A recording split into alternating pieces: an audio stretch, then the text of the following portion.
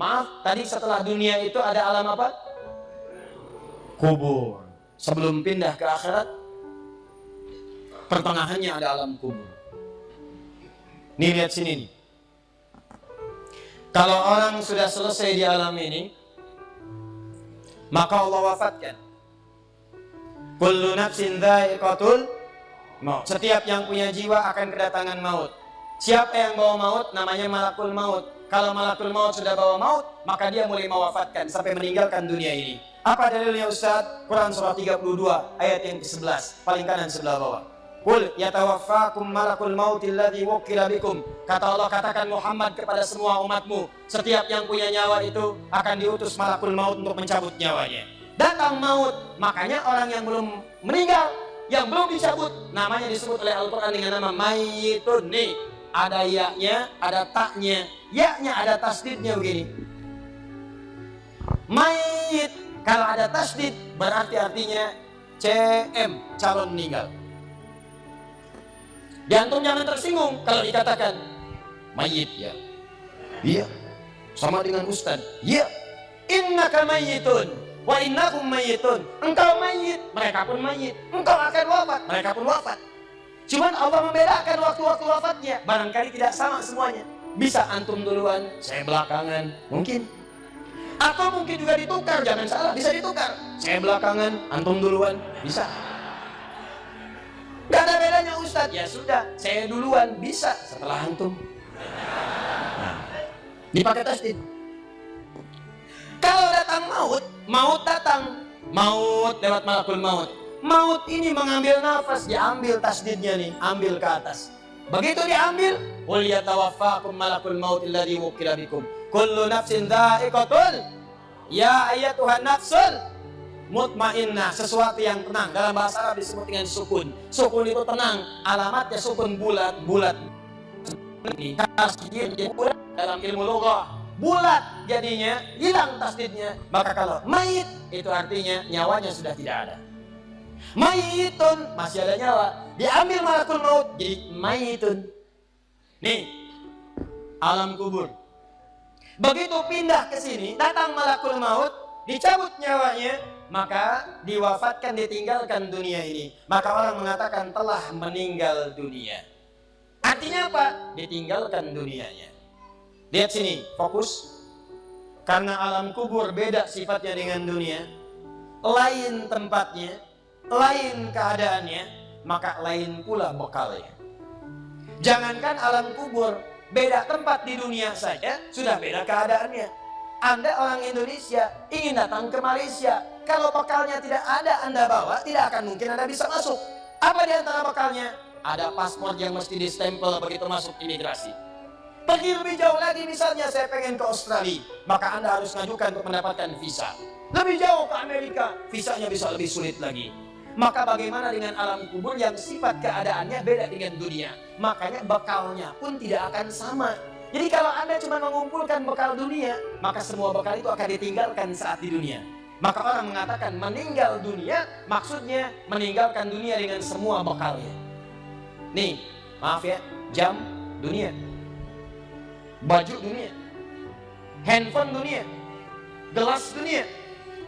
Jadi semua yang kita dapatkan di dunia, rumah yang luaskah, mobil yang mewahkah, pakaian yang glamourkah, kalau sudah meninggalkan semua alam dunia itu, maka hilanglah semua yang kita kenakan.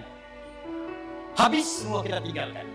Walaupun Anda koleksi yang bagus-bagus, tetap tidak akan pernah dibawa. Jangankan Anda, yang mengantarkan saja tidak akan menyertakan. Silahkan cek, Anda punya koleksi mobil paling bagus, apakah saat wafat dikuburkan dengan mobilnya? Iya. Anda punya handphone paling mewah, kenangan tingkat tinggi, di handphone itu suka dipakai bikin status tentang hadis, tentang ayat, tentang tafsir. Tiba-tiba ketika akan wafat, Anda wasiat kepada istri Anda tercinta, Bapak, ini handphone kesayangan Bapak, handphone bekal ibadah, tolong kalau meninggal kuburkan dengan handphonenya. Kalau pemakaman di sekolah aja. Mustahil. Tuh ayat, mereknya Bengkulu Fillah. Nikmat di dunia, tapi apakah ketika masuk ke alam kubur dibawa? Tidak. Selesai. Maka bagian pertama, Anda mesti sadar, ini yang mau saya sampaikan. Dan dari sini, saya akan lebih fokus kepada apa yang ingin saya sampaikan. Kita mesti sadar teman-teman sekalian, pertama kata Allah kita akan wafat. antum akan meninggal. Wafat. Wafat. Wafat. Wafat. Jadi antum kalau melihat di cermin tuh, ngaca dulu, ngaca, tunjuk wajah antum, wafat. Kamu akan wafat. Ketika Anda sadar Anda akan wafat, meninggalkan dunia ini, maka Anda mesti paham, udah punya bekal belum untuk pulang? Udah punya persiapan belum? Jangan-jangan Anda sibuk menyalakan rumah dunia Anda. Begitu padam listriknya, sibuk telepon PLN, telepon ini, telepon itu. Masuk ke alam kubur nggak ada cahaya, mau PLN mana yang dihubungi? PLN yang datang malaikat mungkar. Menerbuka. Siapa Tuhanmu? Siapa nabimu? Apa kitabmu? PLN. Gelap. Gelap. Dan gelap. Karena itu orang-orang yang tidak siap dengan kehidupan berikutnya, maka mohon maaf, dia akan merasa ketakutan ketika meninggalkan dunia ini. Bahkan ada yang saking takutnya, malaikat langsung bergerak untuk memaksa dia cepat meninggalkan tubuh dunianya. Muncul Quran surah ke-8 ayat ke-50.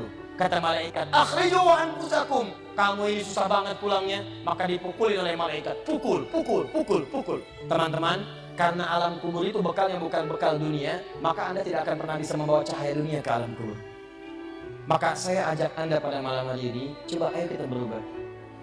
Tolong pikir baik-baik, tidak akan ada yang abadi. Dan besok pun belum tentu hidup.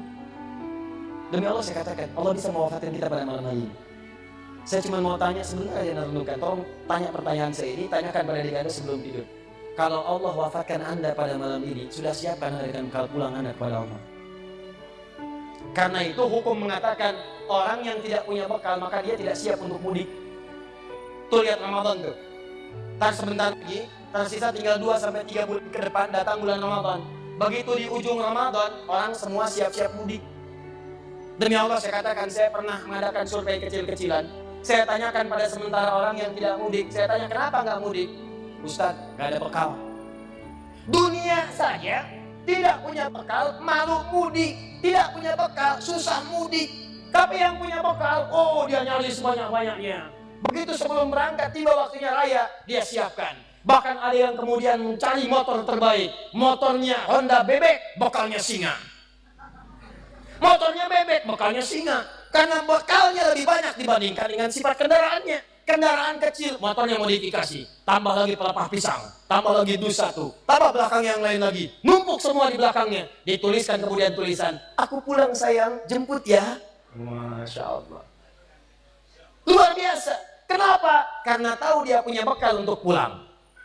Dan yang dikunjungi pun dihubungi terlebih dahulu. Aku mau pulang. Maka yang di sana menyiapkan segala perlengkapan untuk menyambut yang pulang. Silahkan cek. Begitu tahu akan ada yang pulang mudik, maka rumah dicek. Makanan diada-adakan. Semua dimunculkan.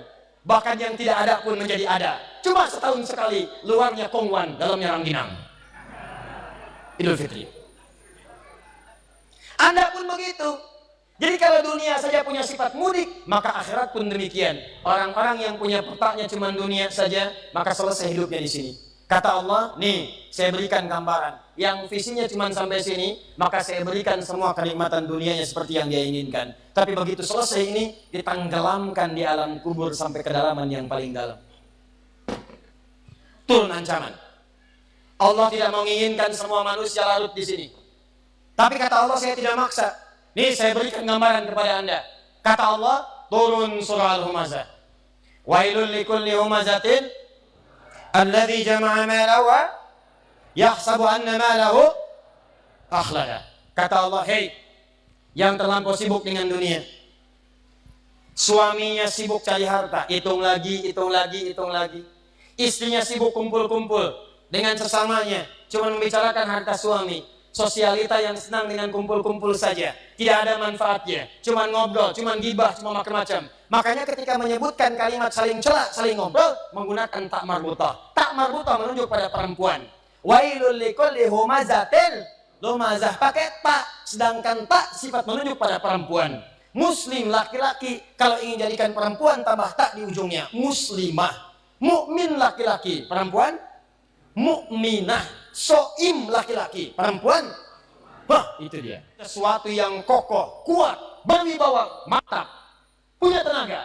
Makanya tanda-tanda laki-laki itu beda. Punya kumis, laki-laki berkumis, perempuan tidak. Punya wibawa, punya kata-kata yang kuat. Makanya kalau ada laki-laki suaranya sedikit gemulai saja, itu akan kehilangan sifat wibawanya.